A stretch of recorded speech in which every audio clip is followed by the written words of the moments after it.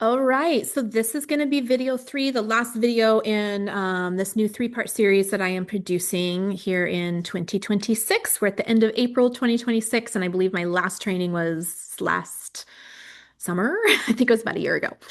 So this video, I'm super, super excited to announce that we have let me go over to the screen and make sure that that's all working correctly. Um, yeah, so we have our four-phase integration framework that I have been working on with the team. This consolidates 3 years of research, 3 years of operating boots on the ground in a regulated, the world's first regulated psilocybin therapy framework here in Oregon. We're in the Portland metro area. Again, if you are just coming to this video and you didn't see videos one or two, my name is Kat Thompson. I'm the founder of Fractal Soul and Fractal Health. I'm also a lead facilitator, so I hold an active facilitator license, and I have a team of 5 other facilitators on our Fractal Soul team as well, which is psilocybin services. Fractal Health is more holistic coaching. So the two of them kind of go hand in hand. But I wanted to just share this integration overview. I was going to do a full video series on like every single phase, and then I thought, well, let me just start with an overview to not overwhelm people. And then if folks feel like the video training is helpful for the deep dive, that's great. But I also have the deep dive in our master guide as well, which is here. So again, I am here now in the Fractal Health Client Resource folder. This is the master level Google Drive folder that you should have access to. And we're going to go in here to the integration. Now, this old one, 2024, this was our old workbook that some of you probably are familiar with. It was created in Canva, so it's got very pretty layout and graphics, but it's very, very hard to print. And that was the one thing I heard over and over was this workbook is great. I want to print out the worksheets so that I can actually do them, and I can't do that. So I just decided to go fairly low tech and just do Google Docs instead. I know that means it's not very pretty layout, but it sure is easy to print off. And we've had a lot of our clients wanting to print those off. So this is why. So what I'm going to do is I am going to actually move over to this one first. We're going to go through a couple, but this is the summary that I want to just introduce the concept of the four-phase framework and what those phases are to you. And then we'll go a little bit more of a deep dive into some of them. But again, I don't want to make this video longer than about 20 minutes if possible. So the four-phase integration framework. So if you are unfamiliar with this, psilocybin reopens a window of flexibility, neuroplastic flexibility in the brain, lasts about 3 to 4 weeks, but the lasting change kind of happens. It starts in that window, but you have to keep practicing new programming, new circuitry, right? Replacing old harmful thoughts and beliefs and behaviors with new, healthier ones.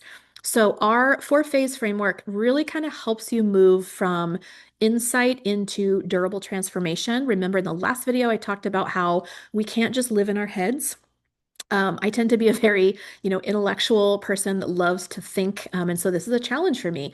It's translating your thoughts and your plans and your insights into actual action and behavior and repetition, especially like consistency. So this is kind of these four phases are meant to kind of bring you through those things. So in a nutshell, those four phases are on the acute end or one and two. First is just stabilization, right? The focus is really on feeling safe, feeling emotionally safe, physically safe in the body, understanding that the journey is over now, accepting that, closing out the journey. The journey is done. Whatever happened, good, bad, challenging, euphoric, whatever it was, it's done now. And so there's this line in the sand of like, journey is over. Now I'm done with it. Now I'm moving into what's next. What's next is just kind of reestablishing some gentle rhythms of life. So this is a more acute phase that you want to just kind of let we often say that the snow globe has been shaken in your brain, right? There's sediment and it's been disrupted and it's like the particles are floating around. We want to let some of that initial settling just happen before we move into really deep, intensive processing. Part of this is to give your brain a little bit of a rest, and part of it is because we don't want any processing to further destabilize you mentally or emotionally, right? So we want to make sure, even if it only lasts, 24 hours. If you're feeling really good, just give a little bit of time for your brain to settle. And for some clients who have really challenging journeys, we have clients that have some memory retrievals or like new information comes that it might have happened 20 or 30 or 40 years ago, but to them it hits fresh, right? And if that's the case, you're not going to be ready to do any processing for maybe a week or two. Maybe you just need to kind of sit with your emotions and be attentive to your basic needs and just again let things settle. So, regardless of how long it takes, the stabilization phase is important, but it is meant to be a little bit more of like on the acute end, right? So, small. Next is processing. And as long as you're not feeling significantly destabilized, you can start the processing fairly quickly. So, I'll come down here to the phase two processing. But really, the focus on this is like you're kind of making, first of all, you're completing any emotions that came up during the journey. What do I mean by completing emotions? Like, oh, Kat, don't aren't my emotions going to be complete when I leave? Well, not always. Sometimes it feels more like you just cracked open Pandora's box and the medicine effects fade in 6 hours, but you still got this open box, right? And the last thing we want to do is shove it down again, because if the box came up with emotions that need to be processed, then that came up for a reason. And so, what we want to do is try to encourage you and feel safe enough to sit with those emotions, to let them run their course, to let them be welcome in your body, welcome in your brain. So, we're trying to complete the emotion and just let it flow through until it's just naturally done and naturally kind of fades. As part of that, then we also want to extract narratives, themes, key moments during your journey, insights, right, that may have happened. And you can start attaching some meaning. Like, what did that mean to me? And, sometimes it's obvious because you might have literal things come up that are just like, well, I don't need to extract meaning because the journey told me I need to love my spouse more or be more present for my kids. Like, not a lot to interpret there. But sometimes the journey takes on a mystical quality or almost like a dreamlike quality where it can feel a little bit like lucid dreaming. There might be symbolic material that comes up, right? And so if that's the case, then, just spend some time reflecting on what did this symbol represent about my belief system, about my identity, about harm or fear in my life, those sorts of things. And then, it's not all rainbows and unicorns. Sometimes people will have disappointing journeys. Sometimes they'll have what we call kind of a thin journey, which a lot of times is like high resistance. So that is important to integrate too, in my opinion. I think it's even more important actually after a resistant journey to ask yourself and spend some time reflecting on like, well, what exactly was I trying to protect myself from? And what, you can still point back to your, to areas of harm or areas that need to be healed by doing that. So you definitely want to, in this, it's important to move into processing and the emotional completion. But if you recall from video two in Nicole LePera's workbook talking about CPTSD, we talked about emotional flooding, and that's essentially getting triggered and going into like overwhelm territory of like, oh, I feel dysregulated, I feel destabilized, I'm starting to feel overwhelmed, have a panic attack, or like whatever it is.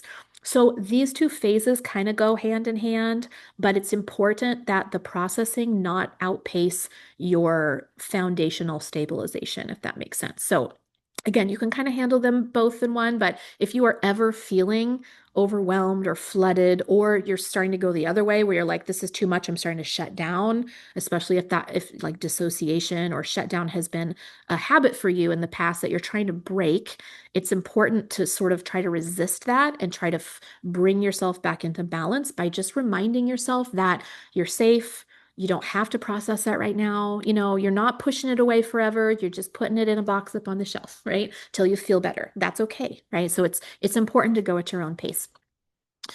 Okay, so those are the first two phases, and those are usually we'll have our first integration session with you if you're our client during those phases. I like to have them kind of when stabilization is done and processing has started. So usually with our clients, that's a minimum of 2 days later, but up to about a week later. I would say maybe that 3 to 5 day range is kind of ideal in general for most of our clients to have the first integration phase, or sorry, first integration session with your facilitator. And the purpose of that session is to make sure that you feel stable, start talking through, the meaning, the insight, the processing, the unpacking, talking through it with your facilitator, right? So that's the purpose of our first integration session. Then we move into phases 3 and 4. And again, these are not meant to be like rigid, like, okay, I have a milestone and I mean, I know there's a checklist here, but you don't have to be super literal about it of like, I need to do all of these things. When I'm done, and I move on. They're fluid, right? They're adaptable. So a lot of times the reconstruction phase and the capacity expansion phase are going to kind of go, they're going to kind of flow in and out of each other. That's okay. But what do I mean by reconstruction? What I mean really is identity reconstruction, because if you recall in the last couple of videos, I talked about the psilocybin medicine's physical effects in the brain is that it tends to dissolve harmful narratives. It likes to dissolve away sort of trauma encoded identity pieces about ourselves. So if you have ever thought things like, I am a person who dot dot dot XYZ, and you fill in that XYZ with something harmful, right? I'm a person who is depressed. I'm a person who isn't worthy of love. I'm a person who never picks good relationships. I'm a person who, like, go on and on and on. These are all identity pieces about ourselves, and we typically have our brains packed full of thousands of them, right? Most of them are subconscious, but psilocybin likes to go in. It's not going to obviously dissolve all of them, but it tends to kind of bring to the surface the ones that maybe are the most harmful or the ones that really need to be replaced the most urgently. So in integration, it's your sole job as you're reconstructing things to fully let go of that old harmful thought. If even if it was a piece of armor like that protected you at one point, coming to the realization that that piece of armor might have protected you 30 years ago in childhood or 40 years ago, but it's not protecting you now. It's just weighing you down. It's keeping you from being happy. So really being able to let go of the trauma-informed identity, right? That's what I'm kind of talking about here. Who am I without my trauma? Who am I without my depression? Who am I without my anxiety that I've had for 30 years, right? Who am I without my alcohol addiction that I've been struggling with for 20 years? Who might I be outside of those coping mechanisms? And sometimes that who am I can come with grief. It can come with, oh gosh, I wasted 20 years of my life. Like there are things that come up that deserve to be honored without dissolving into a shame spiral, if that makes sense. So the reconstruction is really about letting go of old circuitry, old programming, old harmful um, pieces of our identity I keep doing this because it's like I'm imagining this like armor all over ourselves. And we got these little pieces, right? That's kind of like nervous system armor. These are our masks, our performances. We can let go of those things. And we want to let go of the ones that are keeping us stuck without it feeling like, oh, now I feel too raw. I feel too naked. I need that back, right? We want to avoid the like grabbiness towards, oh, give me my old coping mechanism. So a lot of times, rather than just letting go of something, there might be a big gaping hole there. You want to replace it with something else. So this is that process of starting to sort through what were the big insights, right, from phase 2, and now how might I map that into new identity, new behavior patterns, new thought patterns? How could I rethink things? How could I not believe, for example, that, everyone I love is going to betray me? Is it possible for me to believe that, something could be healthier, or I could live a happy life without depression? Like, it's important to broaden your perspective there and to let new possibility in. So that's really the point of this reconstruction phase. I'm meaning like identity reconstruction in phase 3. A lot of people stop with that. They're pretty happy with that, and they just kind of practice these new thought patterns daily. Like, hey, I'm a person capable of change. I'm a person who's capable of surviving and thriving without my anxiety. Like, whatever it is, you're just practicing that, and repetition is really the name of the game here. Installing new narratives in the brain is exact same mechanism as training a new muscle in the gym. Bodies respond to repetition, and so does the mind. Remember that the mind is a prediction engine. So the more you think something, the more you're going to believe it. And some of you have these ruts of I'm unlovable, or I have to manage other people's emotions to be safe, or I don't deserve to express my needs, like whatever these like nasty thought patterns are. Sometimes you've been thinking those, a lot of our clients are in their 50s, 60s, 70s. Imagine someone who's been thinking that thought for their entire lives. You could have thought that thought for hundreds of thousands of times, right? I haven't done the math on how many times per day and how many days per year and all of that. But my point being, without getting too pedantic into the numbers of like these ruts are deep. And so imagine if you were to take that into a just a more visceral context of like training in the gym. Imagine that you are training your biceps every day in the gym for 100,000 times. Imagine how strong that bicep would be. That's the same concept of installing the new circuitry. You're gonna fall down and fail when you first start. Sometimes I use the analogy of highways with my clients. Like your old thought patterns you've driven on them so many times that they've become super highways. They're smooth, they're easy, they get you where you need to go. They might be maladaptive, but they're the go-to. And when you're trying to install a new circuitry, it can feel like a dirt path at first. It can feel like, gosh, this sucks. I don't want to take this dirt path when this nice, smooth, super freeway is over here.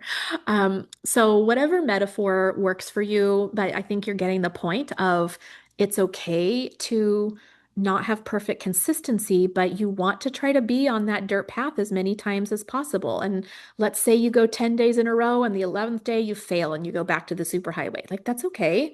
That doesn't mean that the dirt path just disappeared overnight. You can get right back to it. Every single time you repeat, that new rut is growing deeper and deeper and deeper. And when you stop practicing, it's not that it deletes itself. It's not that it goes away. It just stays. It kind of stays static till you start working on it again, right? So yeah, so that's basically the point of identity reconstruction. And then capacity expansion, I'm referring to nervous system resilience here. And this dovetails so beautifully into the CPTSD workbook and where Nicole LePera was talking through specifically our window of tolerance and expanding that window of tolerance.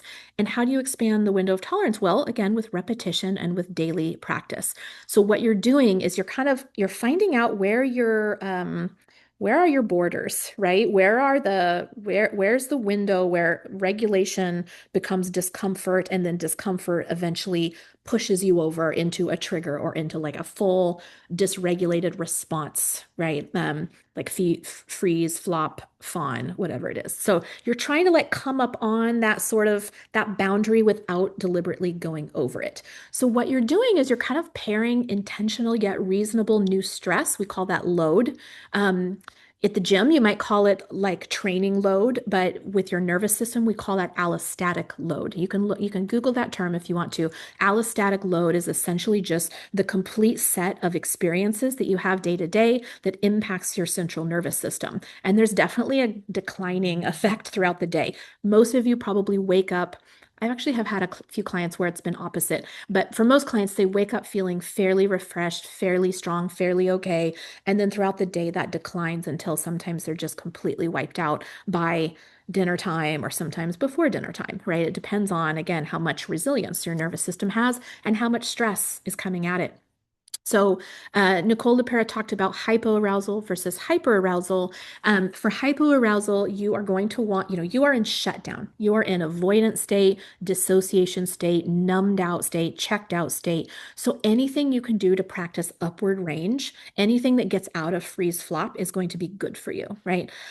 Even physical things like interval training, it has been shown to help alleviate depression and dissociation responses. For hyperarousal, these are people that have very heavy allostatic loads, right? So what we want to do is practice downward range. Anything that gets you out of fight mode, flight mode, fawn mode, right? We want to bring you back into the middle. Then we have people that are oscillators, and she talked about this too. You can swing wildly from one to the other.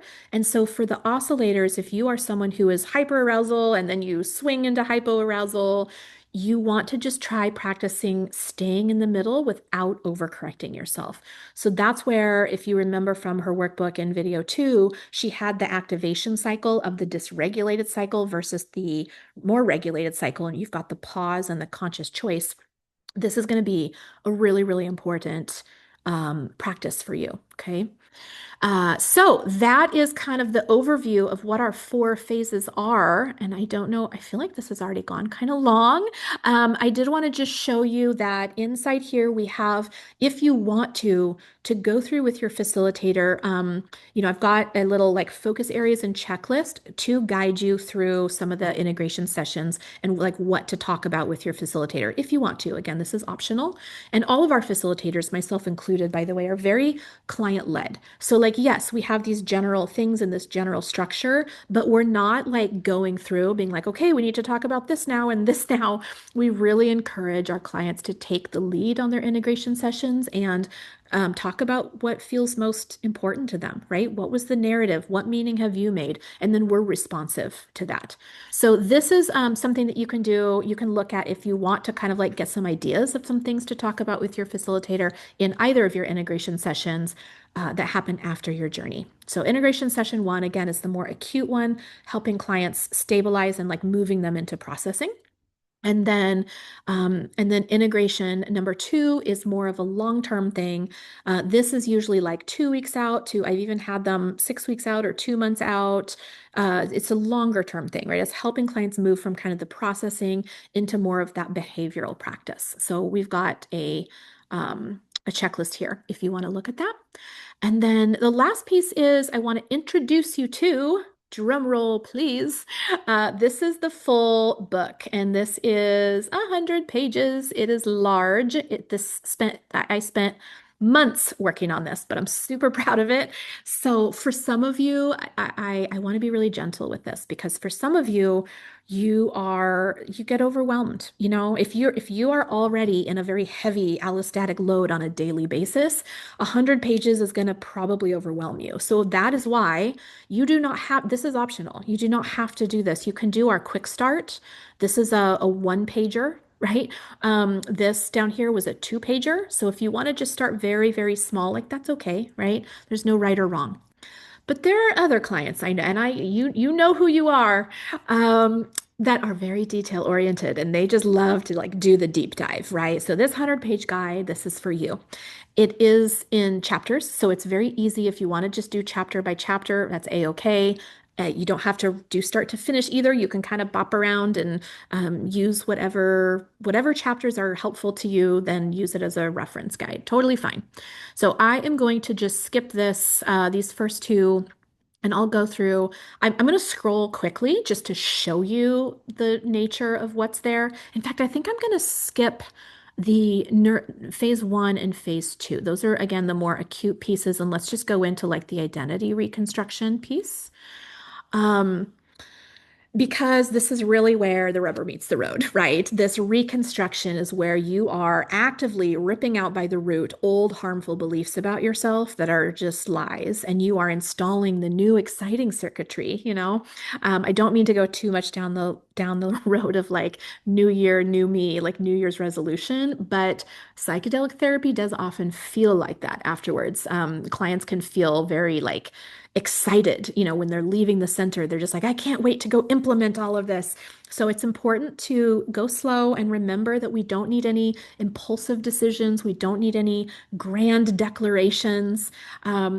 Identity is something that happens quietly, repetitious. It's over time. It happens on a daily basis. So that's where I say it's exciting part, but it's also the hard part because it's about installing new circuitry. Okay.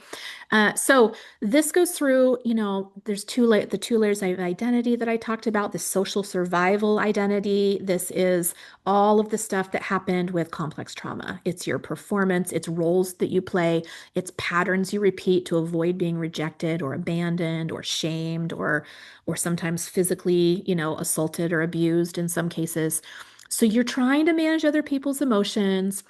You've got embedded messages around safety versus threat, especially relational safety versus threat. And then, of course, we have like broader expectations and broader narratives like, yes, we have the relational ones from childhood, but we also have society, cultures, religions, the broader context of like what country do we live in? What larger groups are we a part of? And all of those have narratives and expectations placed upon you.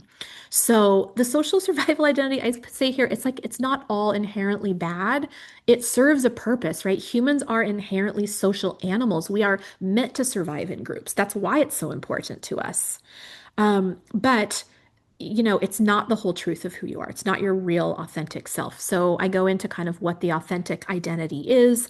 I do stay away here. Like I know Nicole LePera talked about the spiritual self. I stay away from that language, but if it is helpful for you to see it as a non-embodied, like this is kind of the real me or my soul or whatever language is helpful to you, please feel free to use that. So after we go through a little bit of the education, then there's like some identity mapping exercises that you can go through in this book. You can talk about what daily behaviors might reinforce some of these layers. There's a complete example that if you want to read through that. Um, some goals, right? Again, we're not trying to completely eliminate every social identity layer. You are going to probably act differently with your intimate partner than you would your mother or father, right? Like you do have slight masks or like ways that you act, and that's a-okay. It's when those things cause you to self-abandon or warp yourself or, when they're toxic or abusive, then that's kind of not okay. Uh, okay, and then yeah, evaluating relationships. This has been really important for a lot of our clients. Is like, okay, I'm going to take stock of the relationships in my life that are healthy, and maybe I should stop having so much armor and walls, and maybe I should let these people in, versus, oh, these are people that are unhealthy, and maybe I have too porous of boundaries with these people, right? Or maybe I need to implement them more boundaries or kind of keep them at a distance. It's not always saying like I'm going to completely cut off contact and go no contact. But it could be about like, well, what makes me feel triggered versus what makes me feel comfortable, like distance level around some of these people. So these four questions have been really, really helpful. Does a person attempt to repair? Are they capable of roughly equal reciprocity? It's not all give and take. Do they use the fog analogy, fear, obligation, guilt, or gaslighting as manipulation tactics, especially on a regular basis, if that's their go-to, as opposed to maybe something that comes out during a bad day on occasion? That's a different scenario. And then, the fourth one is really about the thickness of the mask you have to wear. Does this person really only tolerate or approve of you when you're in a certain swim lane? And if you deviate from that swim lane or deviate from that, then they're like instant disapproval messages, right? When you're not in accordance, because that's a person that you're going to have to walk on eggshells around, and that's not super conducive to helping you practice your authentic identity. Um, okay, we've got some stuff on cultural and social expectations. We've got some false beliefs and some examples. We've got a daily interruption practice here that you can read through. Um, I do have a warning here about identity inflation. This does happen. And again, us facilitators, we're pretty trained to to listen for this and hear this in integration session. If people are just feeling like my entire identity has just changed overnight, right? So we want to be really careful of that because psilocybin is not a miracle cure. It is not a panacea. It does not cause you to become a perfect human or figure everything out in the world, right? So it's just important to be aware of that. Like sometimes immediately after session, people can feel super, super confident, and that is very usual. But usually, that confidence level, which is sometimes impulsive, it'll fade. So, we always tell people don't make any like big, huge decisions or like grand declarations to your network like for a few days. And that's not because you're trying to hide yourself. It's because if it's the right decision, it'll be the right decision a week or two from now, as much as it is right after your session. Okay.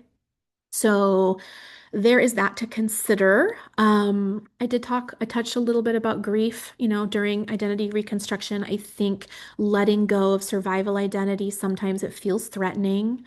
It can feel disorienting. It can, like, who am I? It can feel sad. If you need to grieve the person you are, if you need to grieve years that you feel like you've lost, relationships that were built on the old identity that maybe you have to let go of, or maybe they're already gone, mistakes that you've made, right? Dr. Nicole Pera talks about this in her workbook as well. Sadness isn't regressing. It's you're shedding armor and you're actually becoming more authentic, and that's a good thing. So just learn to have compassion with yourself and don't push yourself too far. It's okay to just sit in stillness every day. Okay. I'm just gonna keep scrolling because there's like a lot of stuff here. Optional practice and exercises, right? There's a whole lot of different ones here. I'm mainly just showing you how in-depth this guide is, that you can kind of go as deep as you want and you can reread things. Like if you're in one particular phase, feel free to reread this as often as you need to. Okay. And then just quickly, I'm not going to go through this in big detail because I know it's getting long. The capacity expansion is something that a lot of people are tempted to skip. But I will say, if you are a person who is triggered quite frequently, psilocybin therapy, I know, speaking from experience, I have been through 10 of these. And psilocybin has really, really helped me integrate myself, integrate traumatic memories, process grief, become accepted. I feel peaceful about my own childhood now. I never did before, not even through talk therapy. But I'm telling you right now, it does not fix all your triggers. Okay. It is not going to like forever expand your window of tolerance. It does for a while. People feel a lot of times like hypervigilant or stressed or agitated just as a normal baseline. And after their session, a lot of times they just feel calm and chill, and things that might bother them, like rambunctious kids or airport stress or whatever, there's like, whatever, right? Like, so that baseline does kind of go down for a while, but that's not permanent. There's a contracting effect that happens. So it is important. That's why I'm calling phase 4 the longer term phase that's ongoing, because you need to put effort in to do this daily beyond your psilocybin session, or things are going to kind of contract back to your normal resilience baseline. Okay, so just wanted to help explain that. That does not mean that, the psilocybin journey failed at all. It's just, please consider this if you have the capacity to, after you've been through the other phases. If you're really interested in reducing triggers and kind of, expanding that resilience window that we talked about. Okay, so I go into defining allostatic load. I actually already defined that in a different video, so I am not going to go over it here. This is actually a really great visual that I have the source material here if you want to go click on this website. I definitely wanted to give credit where credit is due there, but you can look through all of that if you would like to. And then we talked about defining nervous system capacity. We've already done that. It's important to know that this is not about perfection. This is not just a veiled, like, especially for genders, this is not about like good girl mentality or like don't rock the boat. It's not about always staying calm and never responding to your feelings. That's not what it's about.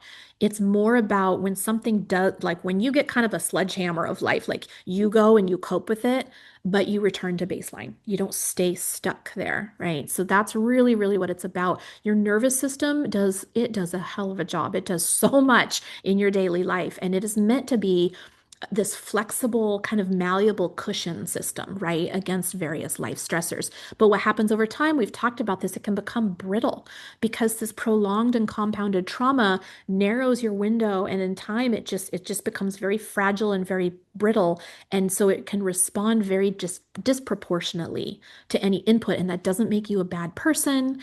That doesn't mean that you deserve to hate yourself or to go into shame spirals or to feel inferior to other people. It's actually heartbreakingly common. I think a good percentage of current adults living in the world probably have some level of this, right? So we're all in this together. This isn't about a shame thing or a value judgment. It's more about improvement over time. So this goes through, basically the nuts and bolts of kind of how to do this. I've already got talked about the goals not to feel calm. Um, recovery time is really the best measure of capacity. And you can kind of get a sense for how your nervous system is doing with a test of physical exercise. Now, I want to be very careful. Please check with your, we have a bunch of different people listening here. So please check with your doctor if you before you start any, physical exercise program. But one of the best ways to figure out kind of where your nervous system is to rise to a fairly high intensity, whatever that means for you, again, in a safe way that protects your cardiovascular system, but raise to a fairly high intensity, cardio practice, and then to stop and to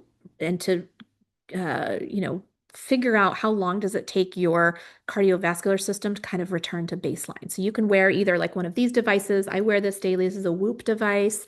You can just wear like a Fitbit. You can literally, try to take your pulse, or you can have like your hands on. If you go to the gym, you can do the heart rate machine on like a treadmill or something. But the point being is that a flexible, malleable, nervous system is tied to your resting heart rate, your return to baseline heart rate, the length of time it takes. So that's a good way that you can potentially see, like if I do this one time and I raise my heart rate to, let's say, 140, 145, whatever it is for you, and then I just stop. I just completely stop exercising and I just stand there. How long does it take my heart rate to recover? Does it stay? If it stays elevated, this means that you have a pretty low tolerance for physical stress, right? And physical stress and emotional, mental stress are very tightly interwoven. The central nervous system doesn't necessarily see a difference between those two. So this is another reason why if you are in a very high allostatic load state, high intensity interval training is not really the best tool for you as far as exercise, because it's just going to push your nervous system into a greater state. And again, the nervous system does not differentiate between mental stress and physical stress. So the last thing you want to do if you're already operating in the red line is push yourself further. It's more important to bring yourself into the center with more relaxing things. So think long, low intensity, steady state cardio, like walking or whatever. Um, okay, so I want to be very, very careful. This is not like official exercise evidence or guidance, but I just wanted to share that's a pretty common way to understand your load and then your recovery. Okay, so what else do I want to go through here? This is kind of when you're ready for capacity training. I go through the different types of like hypoarousal, shutdown dominant, and I actually have some like daily ideas, controlled exercise activation. Again, please use your own judgment with this. Talk to your medical team if you want to before you start any sort of like new exercise program. And then type 2 for hyper or overactivated, this is kind of that opposite. So you're trying to like increase parasympathetic access, right? And ability to come down after the activation. So there's some ideas for there. Then the oscillators, of course, you're swinging back and forth. And so your day-to-day reality is like a little bit more challenging. So your goal is actually stability first, right? Practicing consistency is actually one of the best things for a nervous system capacity training for oscillators, because they are used to operating in the extremes, right? Like shoo, shoo. And so if you just, I know it's going to sound boring at first, you're going to resist, but just doing the consistent things day to day and staying in the middle is really, really going to help you. Even just the basics of consistent bedtime, consistent wake time, consistent meal times, consistent exercise times. Try to keep things as stable as possible and watch yourself feel more calm after, a series of weeks. Okay, then this is kind of like an advanced phase. Once you're kind of stable, if you want to go into the next days, this is more for advanced folks. And we also have a section of like when to slow down. So if you're doing this capacity training and you're suddenly an insomniac, or you have a lot of emotional flooding, or you're going into hopeless rumination, or you have increased substance use, those are clear signs to drop back into phase 1, like stabilization first. Okay. So yeah, so that's basically the key takeaway from this phase four. And then after that, we've got, oh, here's a whole bunch of other things. Chapter seven is going to be about how the integration phases interact, but I'm actually going to stop the share here. Again, I wanted to share that this is inside our integration. It's right here, this master, right? So you can click on that if you want to ever access that in its full amount.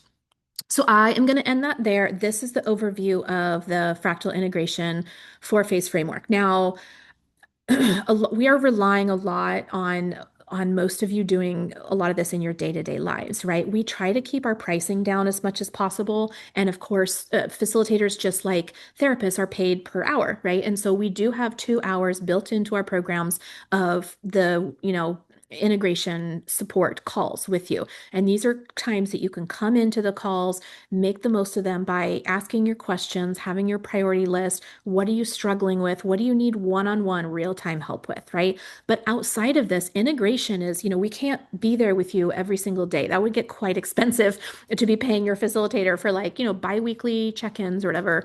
So we do rely on you guys doing this on a day-to-day basis. It's the consistency. It's like living out in your daily life.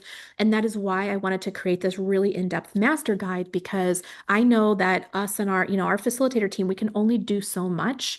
We don't necessarily have like an ongoing coaching program. We do have extended integration now if people want that. But a lot of times people have already put down, $2,000 or so, a little bit more on the holistic framework. And like the last thing that they can afford is now $400 a month for like ongoing integration coaching.